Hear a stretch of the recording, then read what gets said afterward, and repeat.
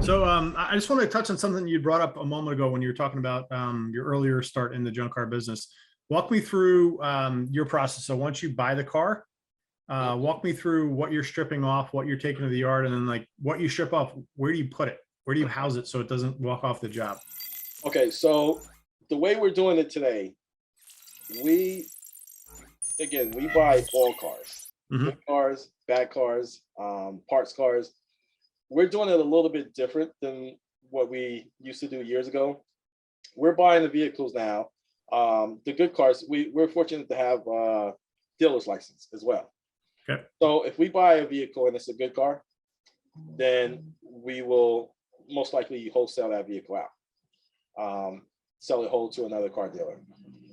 The junk vehicles that we're buying, first and foremost, what comes off is catalytic converters, batteries. Um, Sometimes we're taking aluminum wheels off. Sometimes we're leaving them on. Now, in the near future, we're probably going to be taking all catalytic converter. I'm sorry, all of the aluminum wheels off. Okay. Tires, being that we operate a full-time auto repair and tire shop, one of the main things that we're looking for now is tires. Since the pandemic, a lot of things have changed, and I don't I don't have the full staff at my auto repair shop like I used to. And when I did, I used to go out and obtain the tires. Now I don't have the time to do that. So tires is one of the first things we're looking at when they come in. I'm loving the vehicle if it comes in with a set of new tires, tires that customer put on 6 months ago or 3 months ago. Uh, so with that being said, the tires, of course, we have storage units where we house the tires. The catalytic converters, we're taking the catalytic converters off, processing the cats. We store those, and we usually turn those in anywhere from every 2 weeks to every month. Uh, Now the market's been fluctuating up and down, so when it does that, we may turn them in every 2 weeks. The batteries, we have another source that purchases the batteries from us. We generally keep a lot of the good batteries for our own vehicles.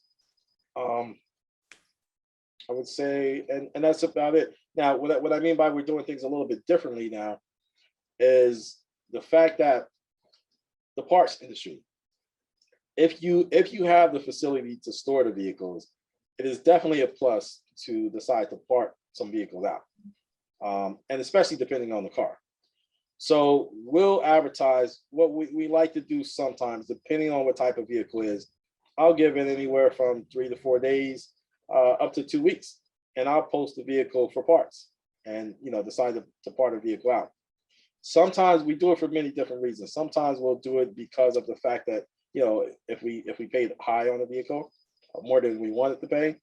Um, Sometimes we'll do it for if it's a popular vehicle. Every nowadays everybody's hot on the on Hondas. Honda Civics, Honda Accords, stuff like that. Um, Other vehicles, I'd say, if it's a hard to find vehicle or hard to find part. Um, so there's more than one area to make money in the junk car business than just the weight of the vehicle, the catalytic converters, the rims. But then again, this is you have to have a place where you can part them out. Some people do junk cars; they work right out of their houses, so that's really not an option. You can't, depending on where you live or what type of house. If it's back in the woods, fine and dandy. But if you live in a nice development, you can't have can't be parking a car out in your driveway on the side of the house. Although I've seen some people do it. I've Mhm. seen some people, they'll buy a cover and they'll keep it covered up, and it's not an eyesore to the community. So, but that is a big plus, being able to park the vehicles out. Because then especially if you have a certain type of vehicle that's a high demand, for parts, or just common vehicle, you can make a lot more money. We'll take a car, just to give you an example. We may buy a car for $500, and by the time depending on your area and your junkyard, the junkyard can give you, just for the car itself, after you take your cat, your rims, your batteries out, they may give you 400, but you may have $600 worth of cats on that vehicle. So now that vehicle you paid for $1,000, you're automatically getting. I'm sorry, that vehicle you paid. If you paid 500 for it, you're getting 400 from the junkyard. You're getting 600 in cats. You're going to double your money. You're going to make $1,000. But depending on the vehicle, if you can park that vehicle out, you have an option of making anywhere from another 200 to another 1,000 on that vehicle, depending on the type of vehicle it is, depending on what's good on it. It could be a car where the trans went bad, but the motor's good and it's got a good turbo motor or VTEC motor, you can sell that. Doors, front end, especially if it's a newer vehicle. You go to a salvage yard, you buy a front nose clip on an older vehicle, it'll run you $500, and I'm talking about an old car. You buy a nose for, a newer vehicle, 2015, it's gonna run you 1,500 to 2,000. So a nose that's 2,000 in a junkyard, you can easily sell for 1,000, posting it online, half of what the junkyard wants. Where you post them into like Facebook groups or places like that?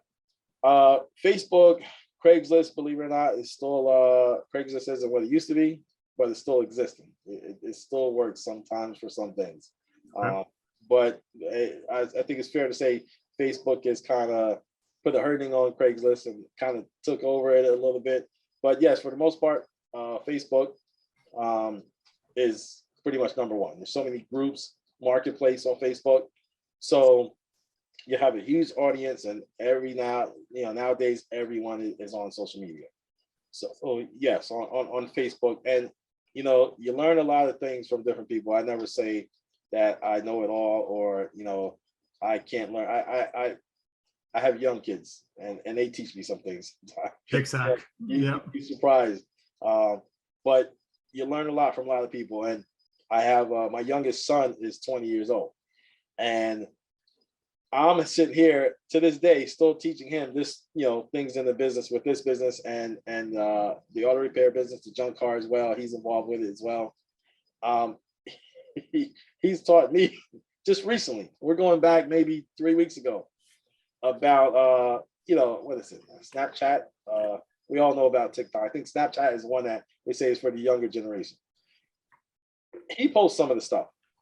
And he'll post something on Snapchat, especially the younger generation. If it's a Honda, if it's a Volkswagen, he'll stick it on Snapchat. And next you know, he's telling me, an hour later, Dad, I got somebody, that wants to buy this or wants to buy. I'm like, where'd you put it? You put it on Facebook?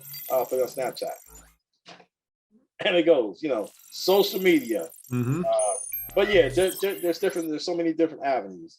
Facebook is one of the main ones.